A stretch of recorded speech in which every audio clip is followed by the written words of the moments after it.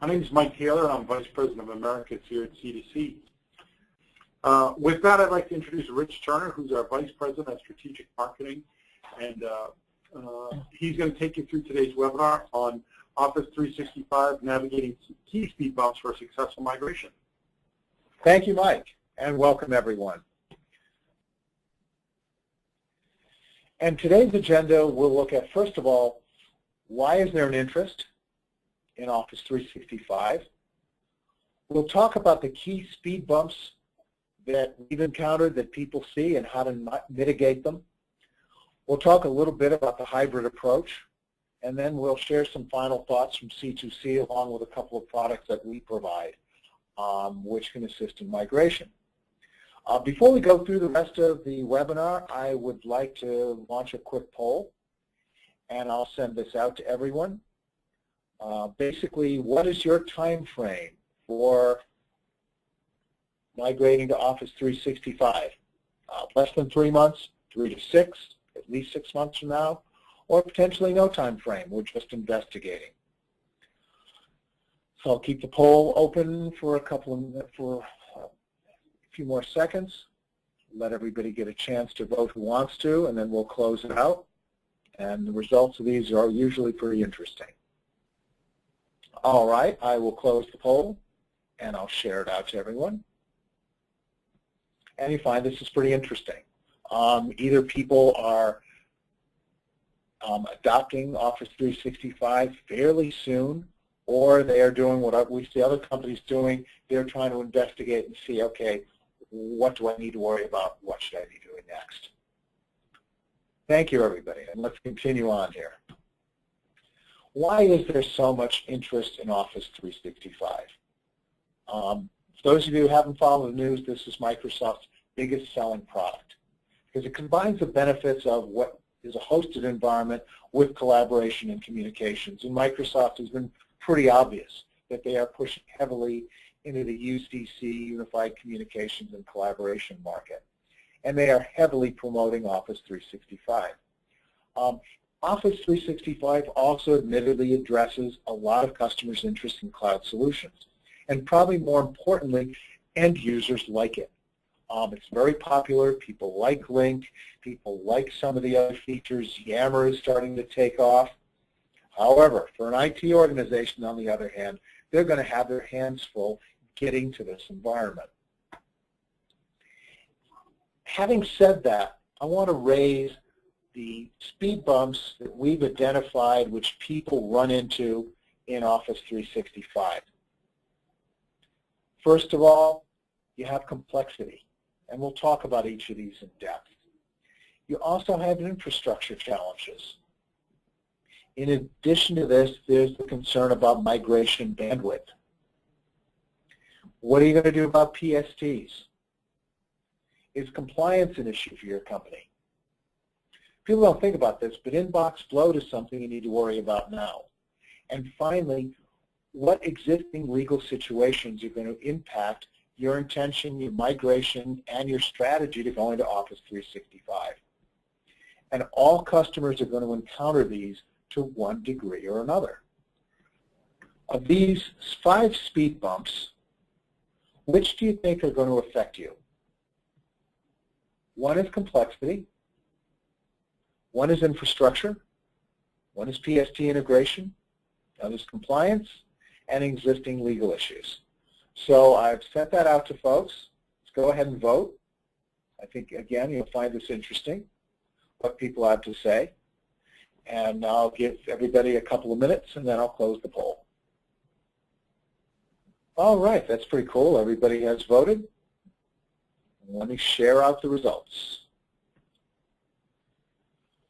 Not surprisingly, people are very worried about complexity, followed by infrastructure, followed by PST, and followed by compliance.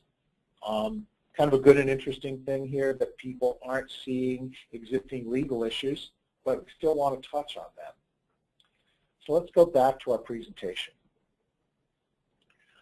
Of the key speed bumps, complexity is the first one you encounter. and we hear this from consultants as well as customers, that the migration to Office 365 can be more complicated, more time-consuming, and more costly than customers would like to believe. So what do you do about this? Why, first of all, why is it so complex? And very simply, this really is the mother of all migrations. It's a superset because you're taking a business-critical application which you used to run on-premise in a tightly controlled environment behind the firewall, and suddenly you're throwing it out online, on the internet, and someone else is managing it. You will be running dual environments during this migration. There's no other way to do it. And the Microsoft environment is more entwined with the rest of your business than most people realize. For example, there isn't a company in the world that doesn't rely on email. That is intertwined in every one of your processes. If you're using some type of a CRM solution, very often they're tied into Outlook. Any ERP and business processing solutions, Microsoft is entwined in everything we do. So how do you avoid complexity? I mean, it sounds rhetorical, but it's plan, plan, and plan again. Your team needs to become the in-house Office 365 deployment experts. And to that end, you should make use of Microsoft's own Office 365 deployment guide for enterprises. It's right on their web. Just go Office 365, and you will find many, many, many presentations, videos, including code snippets, routines you can run, scripts that are very useful. This is a fantastic guide, and make sure you make note of it. However, one of the things it doesn't really deal a lot with is infrastructure, and customers rarely have a realistic expectation of what they're going to run into.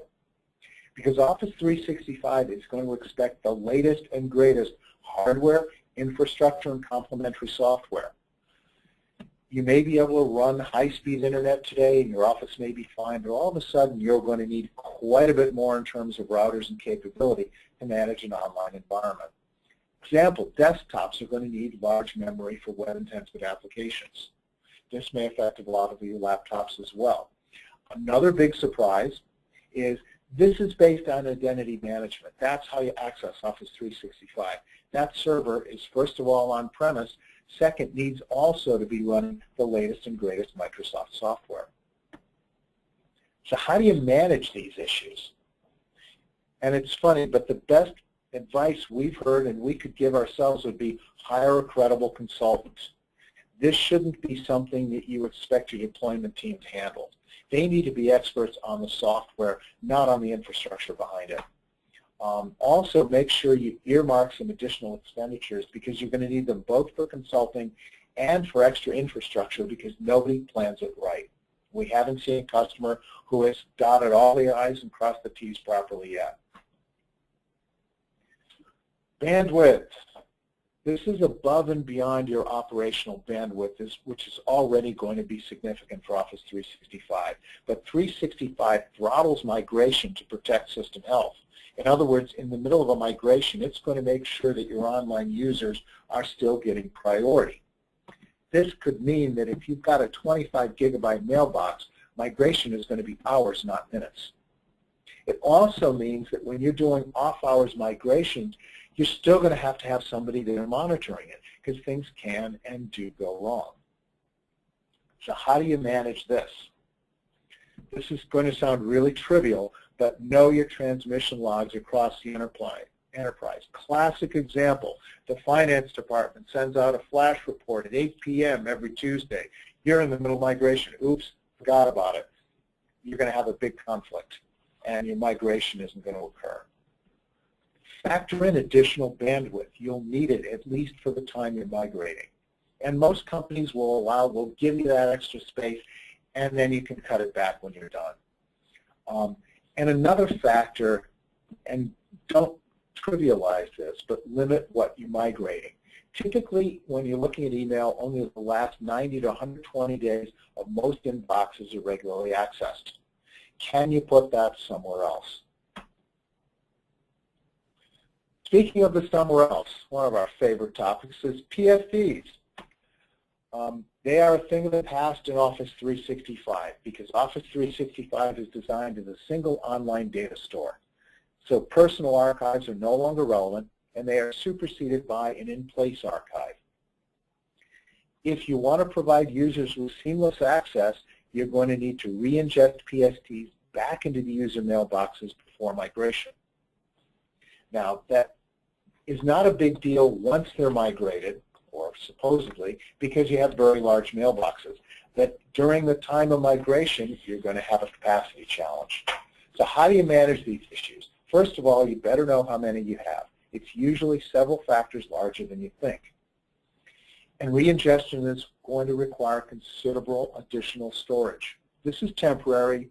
It could be old secondary storage. It doesn't have to be the fastest, but you're going to need a place to put these larger inboxes. The other thing you can do is you can deploy a third-party tool. Microsoft does offer one for free. It's fairly limited. Other third parties, we're one of them, of course, have tools that are going to automate and streamline this. They're going to fix outliers, and that's a big problem in PSTs. If they're orphaned, what do you do with them? Where do they go?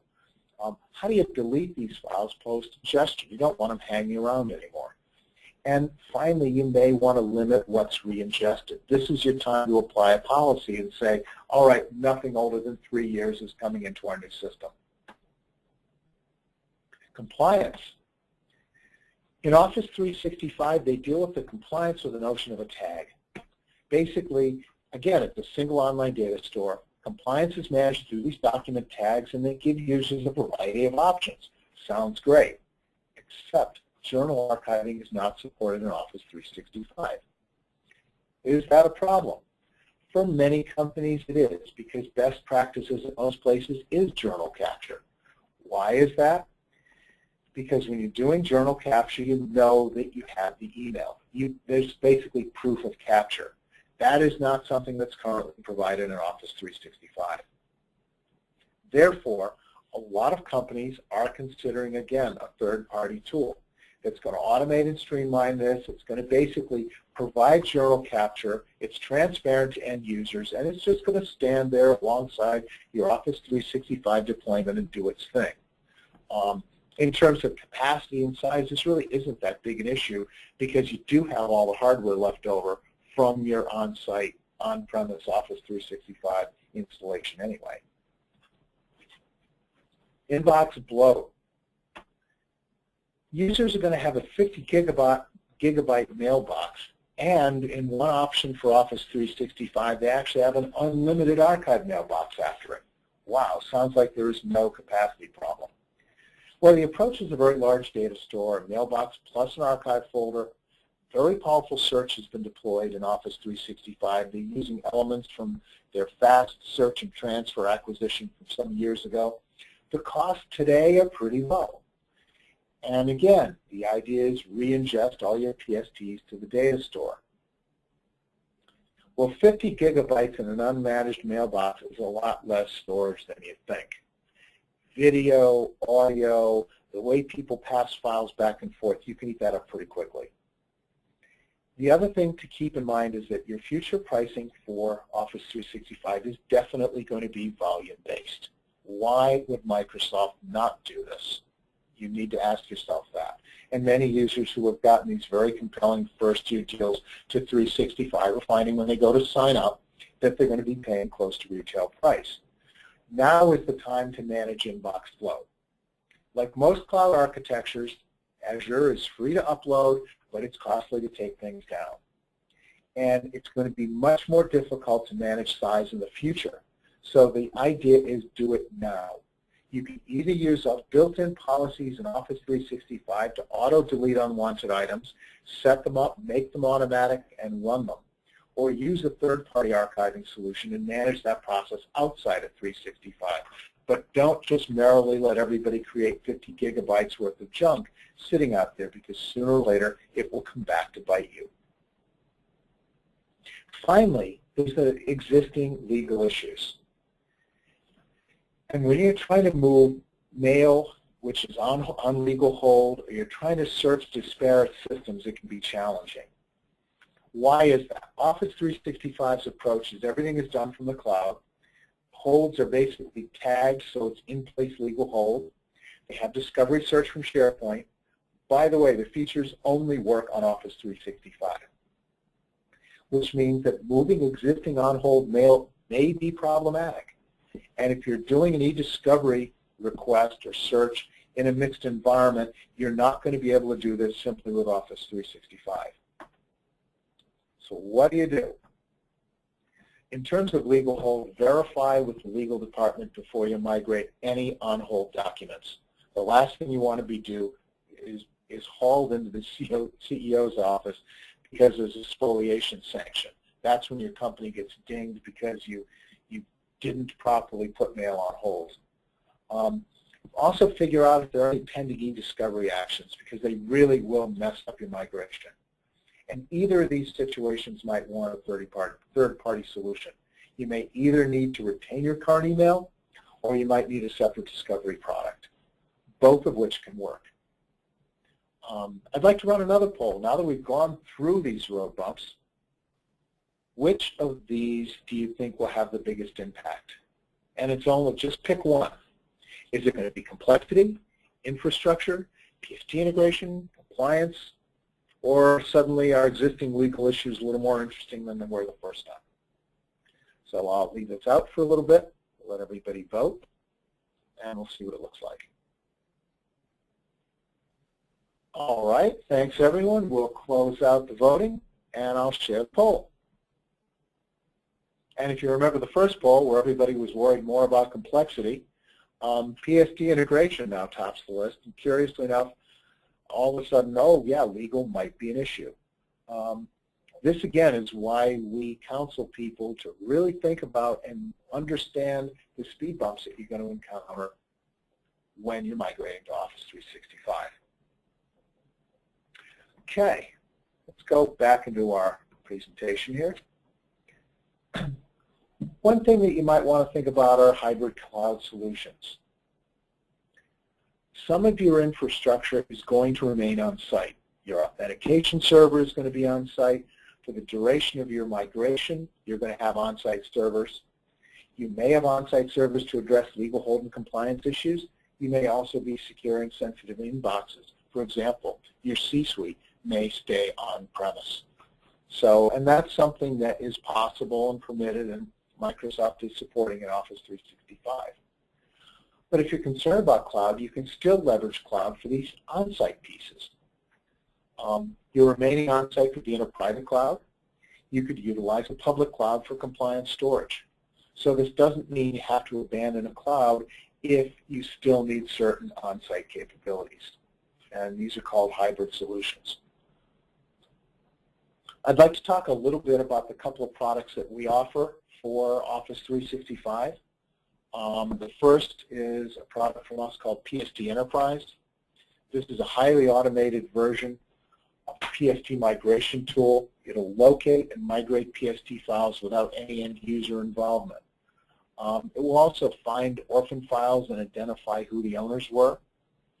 It will automatically delete files once you're satisfied that they've been migrated. And the other thing that PST Enterprise can do on an automatic basis, it can apply policies that are going to eliminate rust, which means redundant, obsolete, trivial information during the migration.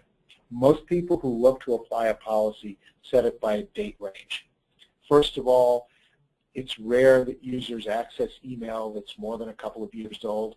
Second, it's very defensible if you have a policy that is company-wide that, listen, we get rid of everything older than 24 months unless it is on legal hold or it's thus for HR, specific outliers or exceptions. The second product we offer is Archive One. This is our archiving and information management product. You can do on-premise or cloud storage. Journal capture is built in, which is typically best practices for compliance. Archive One is a web-based console for archive search and for legal hold. It's compatible to all versions of Exchange. and it's a single user experience. One of the other challenges with Office 365 right now is that it doesn't support mobile devices. That will change, I expect, fairly quickly with their Nokia acquisition. But it may, again, also be that, yes, we support mobile devices, but only our own. So with a third-party archiving product like Archive1, you're going to get a single user experience. I'd like to throw one more poll out to everybody, and that is, after learning about these speed bumps, what solutions are you going to consider doing, or actions you can consider taking? Hire a consultant, limiting what you migrate, use third-party tools for PST migration, or use a third-party tool for compliance. So I'll give everybody a few minutes to vote on these. All right, thanks. Let me close this out and share the results. And first of all, congratulations, good audience. Hiring a consultant was the top thing that Gartner, and most people know what the Gartner group is, told us is the biggest problem companies have. That they don't hire a consultant and then they find themselves in trouble. Limiting what you migrate is another very good strategy, as well as figuring out what you're going to do with PSTs. And finally, compliance continues to be a challenge, and in the Microsoft strategy, we don't think it will ever really change. Okay, go back to some final thoughts from us on the whole Office 365 bit. There are very big benefits, but this is a big step. This is one of the biggest migrations you will undertake in an IT organization. Companies who underestimate an Office 365 migration have a lot of problems, which is really where credible outside consultants are important. And just go to Pinpoint, Microsoft's directory, and there are hundreds listed. Planning is really critical. And finally, Office 365 might not satisfy your specific needs for compliance or for rediscovery. And you can migrate third-party software that is going to ease the migration now or the migration later. If you archive, it's certainly going to reduce what you migrate. Even if you end up migrating your archives over, it's still a single step. And PSTs really need to be reduced and eliminated before you migrate. I'd like to open it up to questions now. Thanks very much, Rich. And we had some great questions that we'll go through each of them here today just to get started. The first one is, I've already started my migration, and it's going a little bit slower than we expected. What can we do, or what tools are out there to help us move things along faster? I guess I'll give that one to you, Rich. Okay, you've already started the migration. If you want to try to move it along faster, probably the first thing I would look at would be PSTs. I'd try to get a hold of that. I would try to mitigate them and try to eliminate them because they will slow you down. The second thing is, who are you using for a consultant? If you don't have one, get one in place, because they very likely can come up with some strategies to increase your bandwidth, maybe segment how you're doing your migration and speed it up. Next question is from the audience. Is it important to know who we're migrating from? Yeah, absolutely. It's important to know if you're moving from a Lotus environment or an on-premise Exchange environment. That's absolutely true. We see there are tools out there, third-party tools out there to help move from Lotus, Domino, Notes environments to 365, and obviously consultants available for that. Those migrations are considerably more complex than an on-premise Exchange environment, and require definitely a lot more thought in terms of planning and strategy around how you make your move. Now also, Mike, if you're upgrading from 2007, you're basically building a new system. 2010 is fairly straightforward, but from 2007 it's going to be a fairly significant move. 2003 even more so. Next question from the audience out there is, we have all the mailboxes on a hosted Exchange server, but our archives are saved to a network drive. So that may be the case where a tool like PST enterprise tool that we sell would be able to go off and help you discover not only how many PST files perhaps you have on the network drive, but who their owners are. If there are some that are uncoupled or don't have a current owner on the system, you could discover and assign those owners based on the information within the PST file. So our product can definitely help, our PST Enterprise product can definitely help in that case for discovering those PSTs that are on a shared network drive. Yeah, and that's a good point, too, because most people who've implemented Exchange don't know enough to basically turn off what's called auto archive. That is a function which automatically creates PSTs within Exchange. So many people think they have archiving, whereas they really have PSTs. And, Great. I think we have one more question. That's other tools that we know of for handling or helping justify additional investment after a budget and a migration time frame has been determined.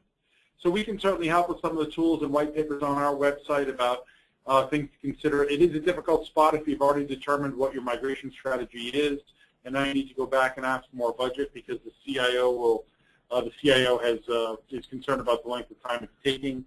We've certainly got some white papers on our website at c2c.com that can help you help people understand a little bit more about what is involved with doing a migration. That will end our webinar today. We're right on just about 12:30 here. We appreciate everybody's time today. If there are additional questions, feel free to go to our website again, c2c.com, www.c, the letter C, the number 2, the letter C.com, and feel free to ask for demos or download white papers, and let us know if there's anything we can help you with. thank you, everyone, for attending.